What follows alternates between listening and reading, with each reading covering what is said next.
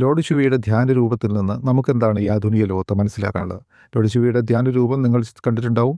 ധ്യാനിക്കുന്ന ചിത്രം. അദ്ദേഹം കണ്ണടച്ച് ധ്യാനനിരതരായിട്ട് ഇരിക്കുന്നു. അദ്ദേഹത്തിൻ്റെ കഴുത്തിലൊരു സർപ്പമുണ്ട്. ഒരു മഞ്ഞൊരു മലയുടെ മുകളിലോ അല്ലെങ്കിൽ ഒരു കാട്ടിൽ പുഴയുടെ തീരത്തോ മറ്റോ ഇരിക്കുന്ന രീതിയിലായിരിക്കും അദ്ദേഹത്തിൻ്റെ ആ പോസ് ചിത്രങ്ങൾ നിങ്ങൾ കണ്ടിട്ടുണ്ടാവും. സർപ്പം, കഴുത്തിലുള്ള സർപ്പം എന്നുള്ളത് ഭയത്തെ, പേടിയെയാണ് സൂചിപ്പിക്കുന്നത്. അല്ലെങ്കിൽ സെൻഷ്യൽ പ്രഷേഴ്സും ആവാം. ഭയം ഇന്നത്തെ ഏറ്റവും വലിയൊരു മാനസിക പ്രശ്നമാണ്. അത് നിങ്ങൾ കരുതുന്ന പോലെ എന്തിനോടെങ്കിലുള്ള ഭയമല്ല, മറിച്ച് ജീവിതത്തിലെ പ്രശ്നങ്ങളെ, ജീവിതത്തിലെ വെല്ലുവിളികൾ ഉണ്ടാകുമ്പോൾ അതിനെ നേരിടാനുള്ള കരുത്തില്ലായ്മയാണ്. നമ്മൾ പ്രതീക്ഷിക്കുന്നതിനപ്പുറത്തുള്ള തിരിച്ചടികൾ ജീവിതത്തിൽ ഉണ്ടാകുമ്പോൾ തകർന്നു പോകുന്നൊരവസ്ഥ. ഇതിനെയാണ് സർപ്പം കൊണ്ട് ഉദ്ദേശിക്കുന്നത്, കഴുത്തിലുള്ള സർപ്പം. അപ്പോൾ അദ്ദേഹം ഭയചകിതനല്ല എന്നാണ് അർത്ഥം. രണ്ടാമത്, അദ്ദേഹം ഇരിക്കുന്ന പ്രതികൂലമായിട്ടുള്ള സാഹചര്യങ്ങൾ. മഞ്ഞുമലയുടെ മുകളിൽ, കാട്ടിൽ, നമ്മൾ തപസ്സിരിക്കുന്ന സമയത്ത് അനുകൂലമായിട്ടുള്ള സാഹചര്യങ്ങളല്ല. അപ്പോൾ ജീവിതത്തിൽ അനുകൂലമായിട്ടുള്ള സാഹചര്യങ്ങളില്ലെങ്കിൽ പോലും നമുക്ക് ആ ജീവിതത്തെ സമചിത്തതയോടുകൂടി മുന്നോട്ട് കൊണ്ടുപോകാൻ കഴിയണം എന്നുള്ളതാണ് ആ ലെസൺ. മെഡിറ്റേഷനാണ് അതിനുള്ള വഴി, ധ്യാനമാണ് അതിലേക്കുള്ള വഴി എന്നുള്ളതാണ് അദ്ദേഹത്തിൻ്റെ സന്ദേശം. മൂന്നാമതൊരു സന്ദേശം നമുക്ക് അതിൽ നിന്ന് കണ്ടെത്താൻ പറ്റുന്നത്, ഏറ്റവും ഉയർന്ന തലത്തിൽ നിൽക്കുന്ന ഒരാളാണെങ്കിൽ പോലും അവർക്ക് ധ്യാനം ആവശ്യമാണ് എന്നുള്ളതാണ്. അവർ ധ്യാനിക്കേണ്ടതുണ്ട് എന്നുള്ളതാണ്. അപ്പോൾ പിന്നെ സാധാരണക്കാരായ നമ്മളുടെ സ്ഥിതി എന്താണ്? അപ്പോൾ ധ്യാനം നമ്മുടെ നിത്യജീവിതത്തിൻ്റെ ഒരു ഭാഗമായി മാറ്റണം എന്നുള്ളതാണ്. നമ്മൾ സാധാരണ കുളിക്കുന്ന പോലെയും പല്ല് ബ്രഷ് ചെയ്യുന്ന പോലെ തന്നെ വളരെ ഇമ്പോർട്ടൻ്റ് ആയിട്ടുള്ളൊരു ദിനചര്യയായി മാറണം ധ്യാനം. എന്നാൽ ആ അർത്ഥത്തിൽ ജനങ്ങൾ ധ്യാനം ഏറ്റെടുക്കാത്തതിൻ്റെ ഒരു പ്രധാന കാരണം എനിക്ക് തോന്നുന്നത്, ശരിയായിട്ടുള്ള ധ്യാന പരിശീലനം എങ്ങനെ സിദ്ധിക്കും എന്നുള്ളത് അവർക്കറിയാത്തത് കൊണ്ടായിരിക്കാം. പലപ്പോഴും യൂട്യൂബിൽ സെർച്ച് ചെയ്ത് കാണുന്ന വീഡിയോ വെച്ചിട്ടാണ് ആളുകൾ ധ്യാനിക്കുന്നത്. അല്ലെങ്കിൽ അത്ര പ്രാവീണ്യമില്ലാത്ത ട്രെയിനർമാരുടെ അണ്ടറിൽ മെഡിറ്റേഷൻ പ്രാക്ടീസ് ചെയ്യുന്നുണ്ടാവാം. ഇത് രണ്ടായാലും അത്ര ഹിതകരമല്ലാത്ത അനുഭവങ്ങളായിരിക്കാം അവർക്കുണ്ടായിട്ടുണ്ടാവുക. എന്ന് മാത്രമല്ല, അത് വളരെ പ്രയാസമുള്ള ഒരു പരിപാടിയാണെന്നും അവർക്ക് തോന്നിയിട്ടുണ്ടാവാം. മെഡിറ്റേഷന് ഫോക്കസ് വേണം, അല്ലെങ്കിൽ കോൺസെൻട്രേഷൻ വേണം, ചിന്തകളുമായി മല്ലിടണം, നമുക്ക് ഈ പോയിന്റിൽ ഫോക്കസ് ചെയ്ത് നിൽക്കേണ്ടത്, അല്ലെങ്കിൽ ഒരു മെഴുകുതിരിയുടെ വെളിച്ചത്തിൽ ഫോക്കസ് ചെയ്യണം എന്നുള്ള തരത്തിലുള്ള നിർദ്ദേശങ്ങളാണ് അവർക്കൊക്കെ കൊടുക്കാനുള്ളത്. പക്ഷേ യഥാർത്ഥത്തിൽ ധ്യാനം അതൊന്നുമല്ല. വളരെ നാച്ചുറലായിട്ട് സഹജമായിട്ടുള്ളൊരു പ്രാക്ടീസാണ്. നമ്മൾ സാധാരണ നിത്യേന പ്രകൃതിയായിട്ടാണെങ്കിൽ ജീവിക്കുന്ന ഒരാൾ ചെയ്യുന്ന രീതിയിലുള്ള വളരെ ലളിതമായിട്ടുള്ള ഏറ്റവും സഹജമായിട്ടുള്ള ഒരു പ്രാക്ടീസാണ് ധ്യാനം എന്ന് പറയാം. അല്ലെങ്കിൽ ഏറ്റവും എളുപ്പത്തിൽ ചെയ്യാൻ പറ്റുന്ന ഒരു പ്രാക്ടീസുമാണ് ധ്യാനം. പക്ഷേ അതിനെ കൊണ്ട് നമുക്ക് കിട്ടുന്ന കാര്യങ്ങൾ, ലോർഡ് ശിവ നമുക്ക് പറഞ്ഞു തരുന്നത് എന്താണ്?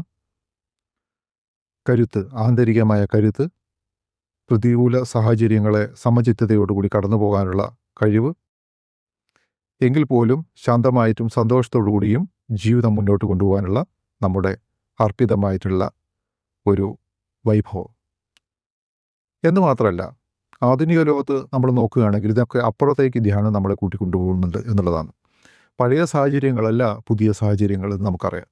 ഈ ആധുനിക ലോകത്ത് മെഡിറ്റേഷൻ എന്താണ് പ്രസക്തി എന്ന് ചോദിച്ചു കഴിഞ്ഞാൽ, നേരത്തെ പറഞ്ഞ കാര്യങ്ങളൊക്കെ വളരെ പ്രസക്തമാണ്. കാരണം വെല്ലുവിളികൾ, തകർച്ചകൾ, ഹിതകരമല്ലാത്ത പലതരത്തിലുള്ള കാര്യങ്ങളിലൂടെയാണ് നമ്മുടെ ആധുനിക ജീവിതം കടന്നു പോകുന്നത്. അത് ആരോഗ്യകരമായിട്ടുള്ള പ്രശ്നമാകാം, മാനസികമായിട്ടുള്ള വെല്ലുവിളികളാകാം, പലതരത്തിലുള്ള ജോലിയിലും മറ്റു കുടുംബ സാഹചര്യങ്ങളിലുള്ള വെല്ലുവിളികൾ, തകർച്ചകൾ, ഇതെല്ലാം സംഭവിക്കാം. അപ്പോൾ ഒരുപാട് വെല്ലുവിളികളിലൂടെ കടന്നു പോകുന്ന, അല്ലെങ്കിൽ ഇന്നില്ലെങ്കിൽ നാളെ അത് സംഭവിക്കാവുന്ന ഒരവസ്ഥയിലൂടെയാണ് മനുഷ്യൻ കടന്നു പോകുന്നത്. അപ്പോൾ ഇതിനെ നേരിടാൻ നമുക്ക് ആന്തരികമായ കരുത്ത് കൂടിയേ തീരൂ. ആന്തരികമായ കരുത്തിനുള്ള ഏറ്റവും ശുദ്ധമായിട്ടുള്ള, ഏറ്റവും കരുത്തുള്ളൊരു പ്രാക്ടീസാണ് മെഡിറ്റേഷൻ. അതുകൊണ്ടാണ് ധ്യാനം ആധുനിക ജീവിതത്തിലെ ഏറ്റവും പ്രയോജനകരമായിട്ടുള്ള ഒരു പ്രാക്ടീസായിട്ട് ഞാൻ നിർദ്ദേശിക്കുന്നത്. പക്ഷേ അതിനപ്പുറത്തേക്ക് നമ്മൾ നോക്കുകയാണെങ്കിൽ ഇത് നമ്മുടെ ഒരു അടുത്ത വേർഷനിലേക്ക് നമ്മൾ കൂട്ടിക്കൊണ്ടുപോകുന്നതാണ്. അതായത്, ഒന്ന്, ഈ മനസ്സിൻ്റെ ശാന്തിയിലാണ് നമുക്ക് ജീവിതം കെട്ടിപ്പടുക്കാൻ പറ്റും. നമുക്കൊരു 100% ജീവിതം ആസ്വദിക്കണമെങ്കിൽ, അല്ലെങ്കിൽ അത് ജീവിച്ച് തീർക്കണമെങ്കിൽ തീർച്ചയായിട്ടും നമുക്ക് ഒരു ശാന്തത ആവശ്യമാണ്. എന്നെ സമീപിക്കുന്ന കുറേയേറെ പേർ ലക്ഷങ്ങൾ ഈ മനഃശാന്തിക്ക് വേണ്ടി ചിലവഴിച്ചിട്ട് കാണാറുണ്ട്. കാരണം ആങ്സൈറ്റിയോ ഡിപ്രഷനോ കാരണം പലതരത്തിലുള്ള മരുന്നുകൾ, സൈക്യാട്രിക് മെഡിസിനൊക്കെ കഴിച്ച് മുന്നോട്ട് പോകുന്ന സമയത്ത് അവിടെയൊന്നും രക്ഷ കിട്ടാതെ വീണ്ടും വീണ്ടും പലതരത്തിലുള്ള പ്രോഗ്രാമുകൾ അറ്റൻഡ് ചെയ്ത് ലാക്സ് ഓഫ് റുപ്പീസ് സ്പോയിൽ ചെയ്തിട്ടാണ് പലപ്പോഴും എൻ്റെ അടുത്ത് വരാറുള്ളത്. അപ്പോൾ അതിനുവേണ്ടി ലക്ഷങ്ങൾ മുടക്കാൻ ആളുകൾ തയ്യാറാണ്, മുടക്കേണ്ടി വരും. കാരണം മനസ്സിൻ്റെ ശാന്തിയിലാണ് മനുഷ്യന് അദ്ദേഹത്തിൻ്റെ കേവലമായിട്ടുള്ള ഹാപ്പിനെസ്, സന്തോഷം കണ്ടെത്താൻ പറ്റൂ. അതിലൂടെ മാത്രമേ അദ്ദേഹത്തിൻ്റെ ജീവിതം ആസ്വദിക്കാൻ പറ്റൂ. അപ്പോൾ ജീവിതം ഇല്ലെങ്കിൽ പിന്നല്ലേ കോടികൾ ഉണ്ടായിട്ടെന്താണ് കാര്യം? അതൊരു കറക്റ്റായിട്ടുള്ള ചിന്ത തന്നെയാണ്. പക്ഷേ നമ്മൾ കറക്റ്റായിട്ടുള്ള വഴിയിലൂടെ തന്നെ മുന്നോട്ട് പോകണം എന്നാണ് മനസ്സിലാക്കേണ്ടത്. അതിലേറ്റവും പ്രയോജനകരമായിട്ടുള്ളൊരു പ്രാക്ടീസാണ് മെഡിറ്റേഷൻ. ഇത് ശരിക്കും പറഞ്ഞാൽ ഒരു പ്രൊട്ടക്ഷൻ കൂടിയാണ്. ആന്തരികമായിട്ടുള്ള കരുത്തുണ്ടാകുക എന്ന് പറഞ്ഞാൽ ജീവിതത്തിൽ ഇനി സംഭവിക്കാൻ സാധ്യതയുള്ള, എന്നും സംഭവിക്കാവുന്ന ഒരു തിരിച്ചടികളിൽ നിന്നുള്ളൊരു പ്രൊട്ടക്ഷൻ കൂടിയാണ് നമുക്ക് മെഡിറ്റേഷൻ എന്ന് പറയുന്നത്. രണ്ടാമത്തെ കാര്യം എന്ന് പറയുന്നത് ആധുനിക ജീവിതത്തിൽ നമ്മൾ ചെയ്യുന്ന ജോലി, കരിയർ, ഇവിടെയൊക്കെ നമ്മൾ ഒരുപാട് സ്ട്രെസ് അനുഭവിക്കുന്നുണ്ട്. ആ സ്ട്രെസ്സുള്ള ജോലിയെ നമുക്ക് കടന്നു പോകാൻ, സ്ട്രെസ്സിനെ നേരിടാനുള്ളൊരു കരുത്തുണ്ടാക്കുക എന്നുള്ളതും പ്രധാനപ്പെട്ട. അന്ന് മാത്രമല്ല, ഈ സ്ട്രെസ്സ് നമ്മുടെ ശരീരത്തെ ബാധിക്കാനും അതുവഴി പലതരത്തിലുള്ള അസുഖങ്ങൾ ഉണ്ടാകാനൊക്കെയുള്ള സാധ്യതയുണ്ട്. അതിനൊക്കെ തന്നെ മെഡിറ്റേഷൻ പ്രൊട്ടക്റ്റ് ചെയ്യും.